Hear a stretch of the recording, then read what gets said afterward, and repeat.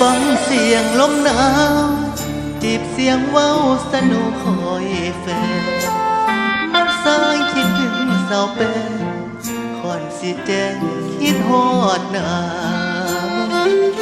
จากไปเฮ็ดงานห้างใหญ่อยู่แถวฝั่งทนทิ้งอายไว้เมืองอุบลย้อนความจนเมื่อหนาวปีกายปีหนึ่งแล้วน้องที่เฝ้ารอยังบ่เห็นหน้าเฮ็ดหยังอยู่น้องลาบ่ส่งข่าวมาคือเป็นตาหน้าใส่ว่าไปถึงท่านที่สิบอกที่ชาล่วงเลยมาถึงปีป่าแบ่งก็ได้มาสั่งบ่เจอสัญญาบอกว่าสิมาเห็นต่อม.6ของกศน.แล้วละน้อเกิดหิมซื่อเคยสัญญารักเมื่อเขาเที่ยวแก่งสะพือตกลงจับไม้จับมือบัดนี้บ่เห็นฮอดไงได้แต่ขอพรหลวงพ่อเจ้าใหญ่แปดโปรดจงคุ้มครองน้องแน่อยู่ดีมีแหงอย่ามีเพศภัยขอวอนให้น้องแน่เอ้ยแพงทิ้งแพงใจได้เงินรีบกำไว้วินมอเตอร์ไซค์ยัง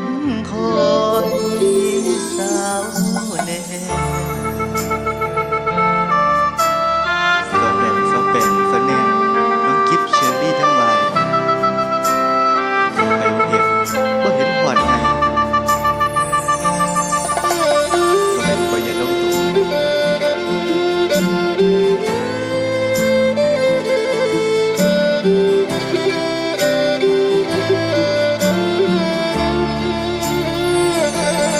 สัญญาบอกว่าสิมาเห็นต่อม.6ของกศน.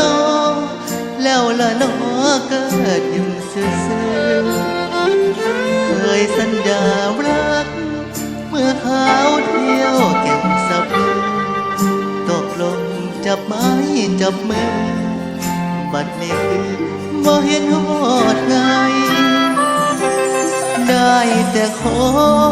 พรหลวงพ่อเจ้าใหญ่แปดโปรดจงคุ้มครองน้องแน่อยู่ดีมีแหงอย่ามีเพศภัย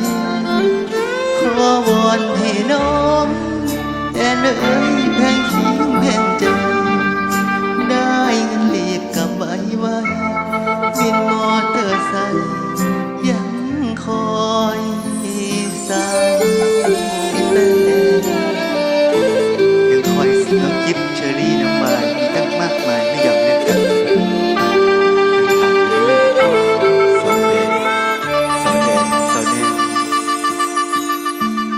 สาวเปื่อยรวย